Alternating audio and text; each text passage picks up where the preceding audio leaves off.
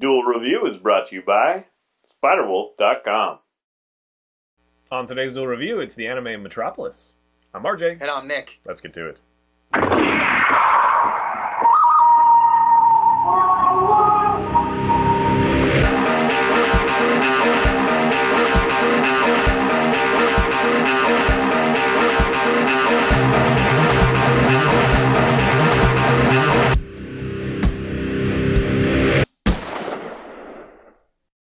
Hey guys, welcome to Thursday the 18th of April. We are doing Metropolis, the anime. That's right.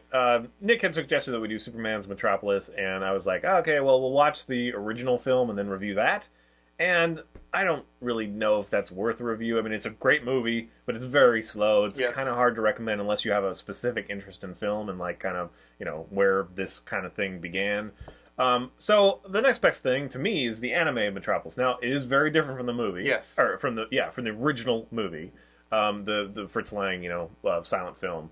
But it does kind of share that. It takes it from humanity and plugs it into, robots, like AI kind of thing. So that is very interesting to me, and this came out in 2001, I believe, which it's very before Animatrix kind of did it with their whole robots getting independence and, well, the original Matrix came out in 1999. Well, not Matrix, the Animatrix. I'm trying to remember when the Animatrix came out. I just can't. Because the Matrix had very little, backstory, lore.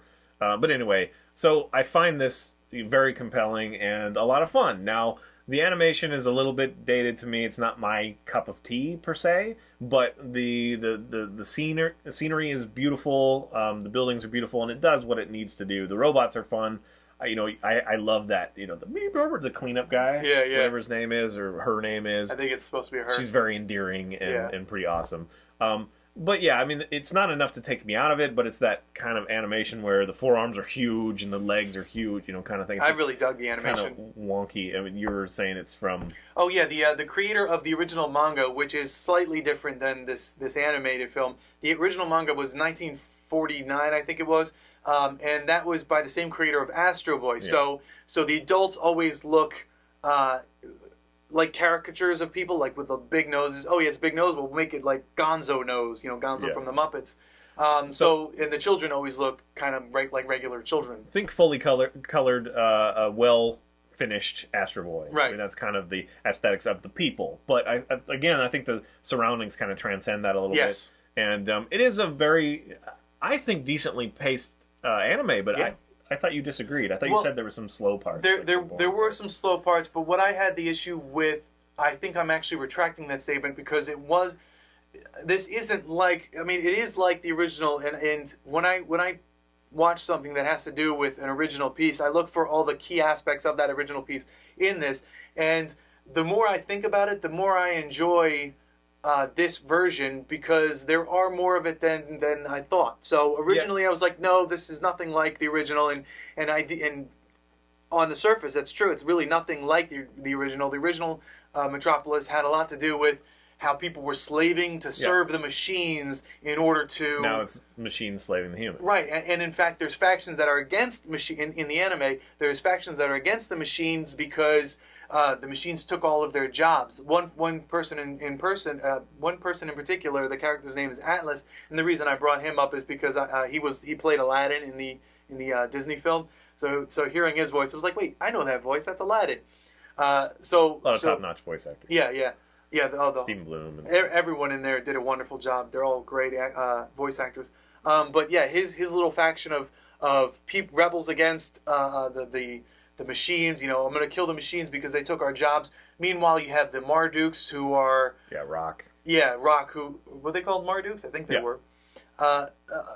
They're dressed in red, and they take care of any malfunctioning or disobeying robots. They're called vigilantes, but they're called vigilantes, but they're more like a police force. Yeah. Yeah, and it introduces a lot of new elements. So yes, it is very different from Metropolis because like Rock is trying to convince his father and all that stuff. Right. That robots are evil. His father, unbeknownst.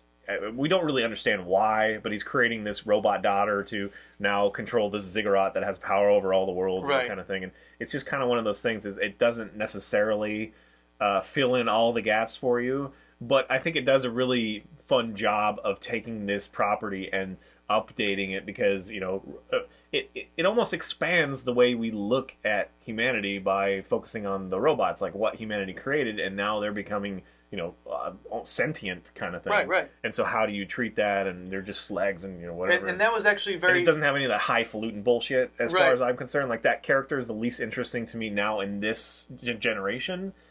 Because he's like this privileged idiot who doesn't know anything. Instead, it's like a reporter and his son. Yeah. Or it's a private detective. His nephew. A private detective is Right. his nephew. The private detective and his nephew go in to find Dr. Lawton, who was accused of organ trafficking, essentially.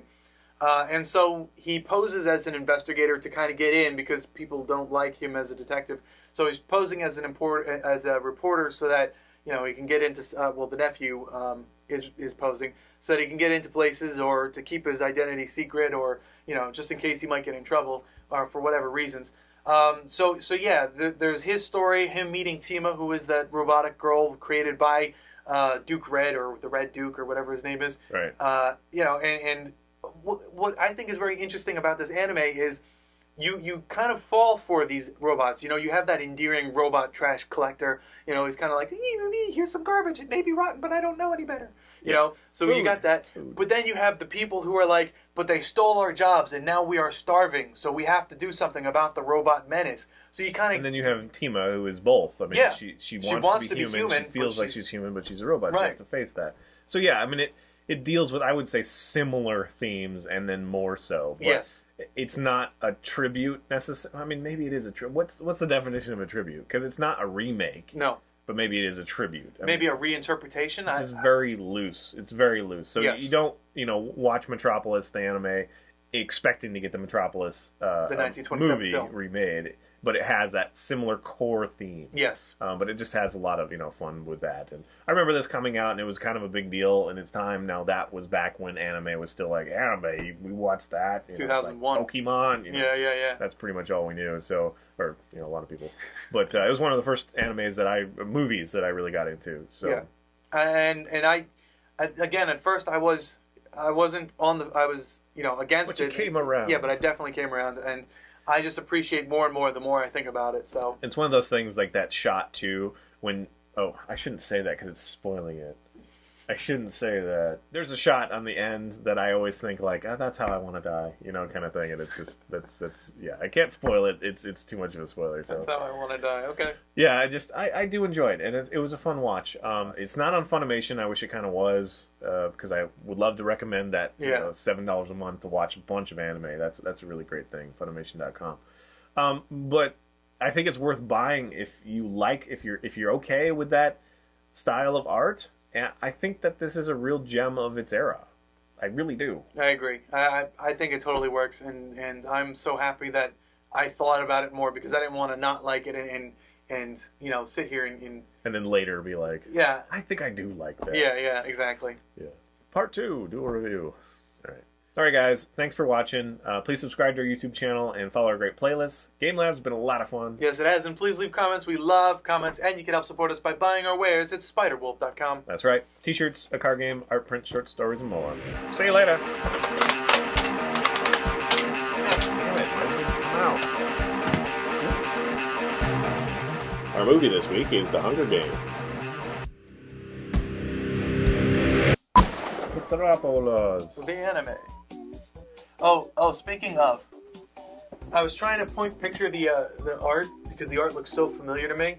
The person who did the manga in 1940s, and I think I wrote that down, 1949, is the same guy who did Astro Boy. So that's why the adults, and he always does that with the adults. The adults always look Pac-Man eyes. Yeah, and they have the caricatures of themselves. So big noses, very odd looking, whereas the children look more human. Yeah, exaggerated. And I think that, well, yeah, but they're very Popeye. Yeah. Their limbs get bigger as they end. Big calves and stuff. Yeah. But I think the art style, and I think I remember having this conversation before with someone with Astro Boy, and that's what I was talking about when I had it. But I guess it's this artist who's done the manga in both of them. I think he's trying to say that adults become caricatures of themselves, whereas the children are more innocent. They are themselves. So Well, I just thought he liked circles and ovals. possibly, but it is very stylized, and I really do dig it. Now, can you explain to me why the head creator looked like a parrot? No, no, What I the hell cannot. was that? I don't know. He had this hair that was Huge beak nose, and the then hair the that hair was that, kind yeah, looked like a cockatoo. Yeah. Yeah. It's crazy. Yeah. It's crazy. And then Rock. Rock is a not very compelling character to me, Well, see, what I like about Rock is but he was necessary for the tension. what I liked about Rock is he does not get any love from his father. His father's like, I saved you, and you know that's as far as you go. You're not my son. Stop calling me father. But at the same time, he's like, no robot should take the throne. It's you or nobody. And he's not saying I'm going to take the throne. Well, yeah, he he's saying obviously it wants has to his be father's love. Yes. I mean, that's obvious. But Yeah. for him to be so committed, although I guess, you blindly, do pursue something that will earn his love. Yeah. I guess that's kind of interesting. But he's also, the style of him, I don't know, why is he wearing glasses? Because Nobody else does? I don't know. And that's like, this is how we're going to, it's kind of silly.